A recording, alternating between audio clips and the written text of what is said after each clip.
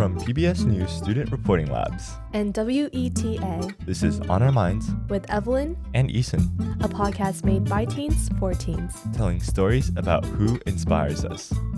Hi everyone, so this is our last episode of the season. Yeah, indeed it is. Time flies. For sure. Are you guys gonna miss us? They are not gonna miss us. Or miss us. Yeah. So we're ending this season of On Our Minds by exploring mentors in our community who inspire us. Yeah, so last summer I did a program. It's called the Stanford Medical Youth Science Program. And in it, I got to, intern at hospitals and do a very cool research project about health disparities. And my program director, her name is Yael, and she was very inspirational. And so I met up with her and we had a conversation on the Stanford campus about mentorship. Here's what she said.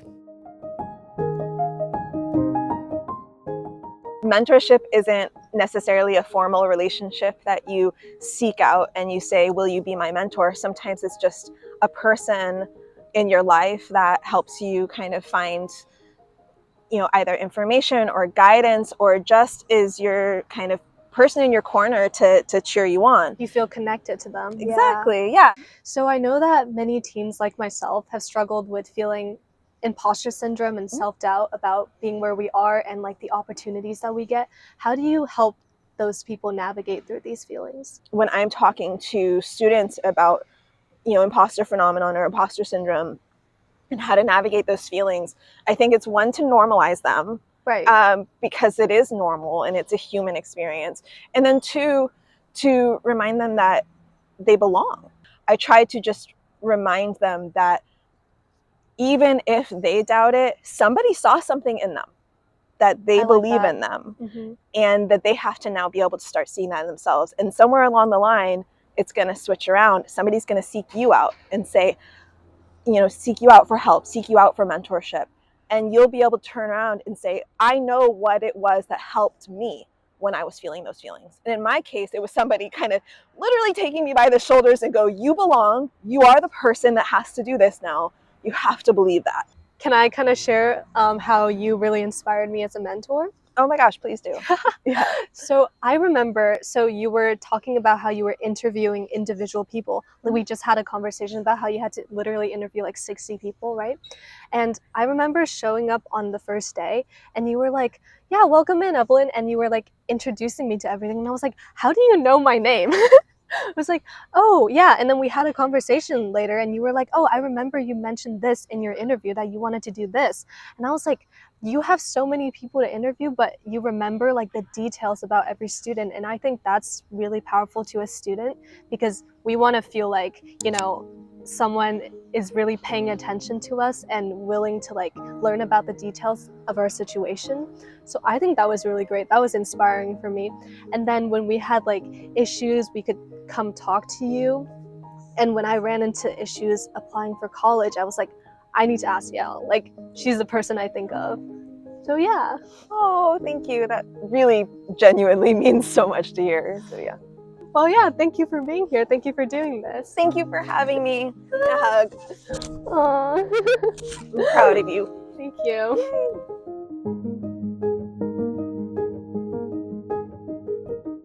I'm so glad that I got to interview her about this because I don't think I would have been able to say all of this to her otherwise. And I think we did have a lot of value in our topic about imposter syndrome and how to overcome that, and how Yael was talking about even at her stage of life, she still feels that. Yeah, I agree. And I think I do myself experience imposter syndrome in my own work, especially, things like I do photography or art. It's very subjective.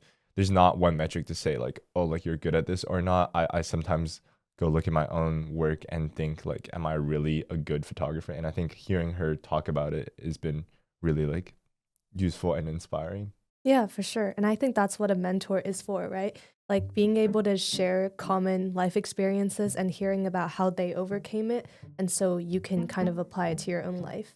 Yeah, and up next we have another student who's interested in medicine like you. Alia from New York City spoke with a doctor who's an inspiration to her. My name is Alia, and I'm a junior at the Bronx High School of Science in New York City. Today, I'm joined by Dr. Sabina Omer-Hodzic, an amazing ENT surgeon. But to most of Queens, she's simply Sabina, a pillar to many in our community and a rock for her patients. Dr. Omer-Hodzic, thank you for taking the time to share your story and words of wisdom with me today.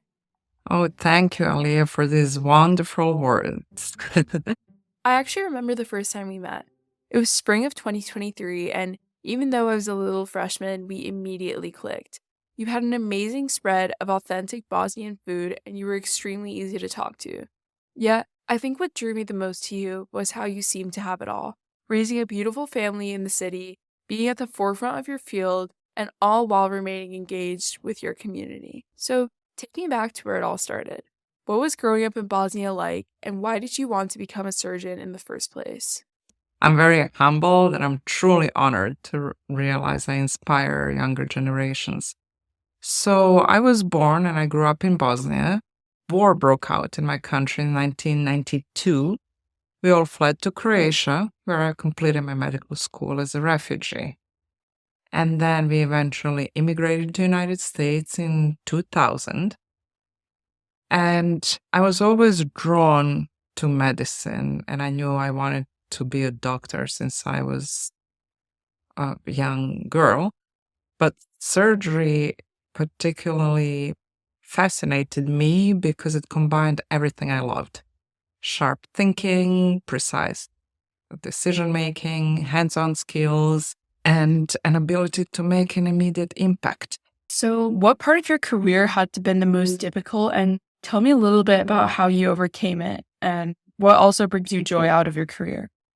So, the most challenging time in my career was definitely 5 years of surgical residency. The relentless 60 to 80 hours work week, and sometimes even more, was really hard. I once was asleep at the red light after a 36 hours shift. A one-time police officer had to knock on my window to wake me up. And through it all, my sister's support meant the world.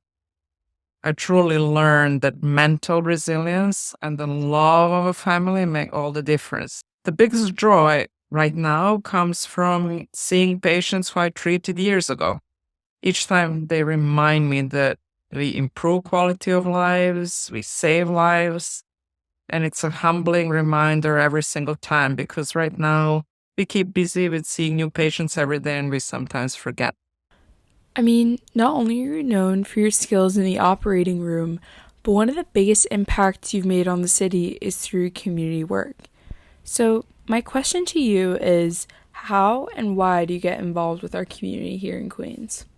So, there are many community organizations west in Queens that fight for better public education, environment protection, infrastructure improvements, etc. So, we all united in fighting for better urban development plan for Western Queens, for better school construction, protecting waterfront, protecting open space, securing spaces for affordable artist studios, small local businesses, and the fight to build better Queens is still ongoing. And what advice would you give to young women like me who want to enter medicine and remain impactful outside of work? My advice is quite simple. If medicine is your passion, don't be doubtful, go for it. Because when you love your profession and your job, other things just fall into right place. Friends, community work are a source of great love, inspiration, and energy. And all these relationships and activities are slowly built over time so everybody can find the right balance between work, family, and the community. So I encourage you strongly to go for it. Thank you so much for speaking with me today, and I hope others feel just as empowered and inspired as I am by your story. Thank you very much. It was a pleasure. Wow, I think what hit me most was how Dr. Omer-Hodzic went from being a refugee in Eastern Europe to a surgeon in New York. I think the level of resilience that must have taken her to get that point is something really inspirational. Yeah, and I also love how she reminds us that being a doctor or any other profession shouldn't and won't take away from you being a part of the community if you put in that extra effort, right? And that success is not just about titles, but also showing up for your people. You know, as someone who volunteered throughout high school, I found it really hard to balance that, you know, commitment to my community with my, you know, very limited schoolwork. It's not like being a surgeon, I'm just a student, but having someone be a surgeon and then be doing that, you can really see the passion and the commitment she has in her work. Our last story is a bit different. It's from a student named Ginger. And it's not a person that's inspiring her, but rather a place in her community. A place where Ginger finds inspiration to be herself. Take a listen.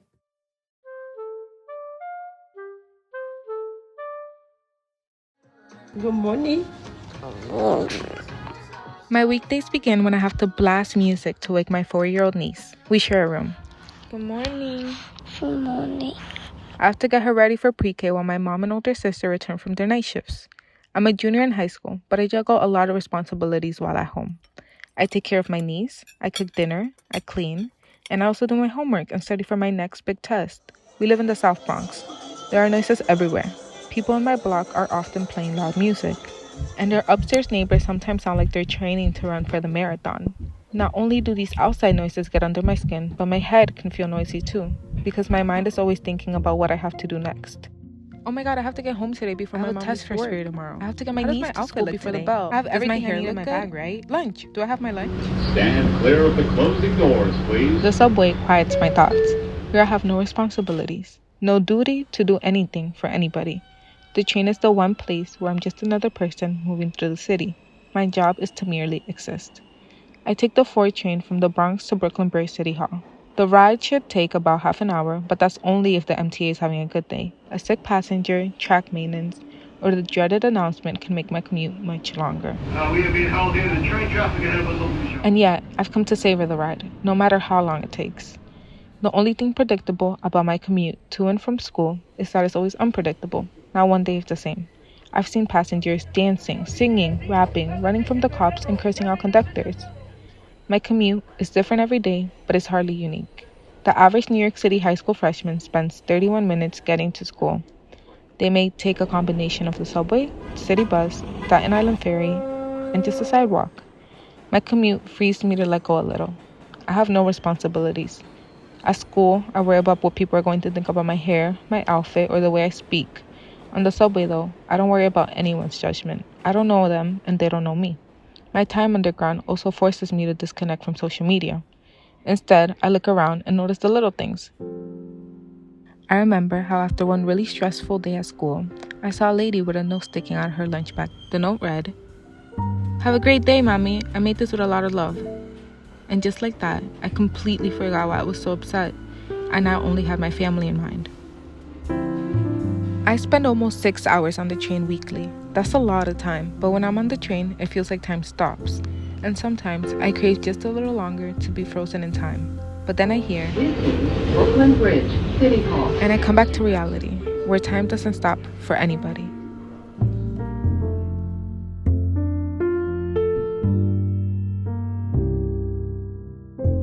You know, I do love subways. I think I've had many like fond memories in subway stations. Like the sandwich? No, the subway. So, you know, I grew up in Beijing and my house was like... You just developed a Canadian accent for that host. No, I've always been doing that accent. Oh, okay. No, but I lived next to like a subway station and like everywhere we went, we would take the subway, and I've had so many like fond memories growing up, and even like visiting China like nowadays, like I take the subway a lot, and I think it's what a great place. In my case, I've always taken the car, to be honest. Oh, but spoiled. I really have that same feeling when it comes to riding in a car, because it's like a feeling of being in between 2 destinations of your life. Like in that moment, you don't have to worry about the next destination, because you're in between and you're only getting there. And it's like a peaceful time to just sit there and think about anything else. Yeah, I agree. And as I got like my driver's license, I definitely felt a lot of that, you know, like when I need to like wind down and kind of just escape a little bit, I go on drives. We're kind of living in a world where information is constantly being dumped at us and our attention span is getting diverted everywhere. And having that place is really important to center yourself, I think. This season, I actually got some pretty decent takeaways from it. Like, as the season went on, like, the theme of, like, who inspired us actually, like, there became kind of like a reoccurring theme of, like, having people around you and help you. Like, I don't know if you noticed, like, we kind of started, like, noticing that trend of, like, the people who inspire you, like, kind of help you through life and are really valuable in you. And I was thinking the other day about that too. Yeah, I mean, I hope they do. Like, I think that would be the point. But I was also thinking that, sometimes we don't take the time to think about these things. And having a podcast and a platform to actually speak these words out loud allowed me to have a time of reflection to think about these things where normally I wouldn't really consider these. Yeah, deep talk time. Usually these kind of conversations are reserved for like 1 a.m. while you're like almost falling asleep on like calls or something like that. I think that might just be a you thing.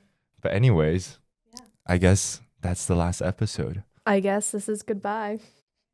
See you later, actually. See you later. As I tell my friends and family and people around me, see you later, alligator.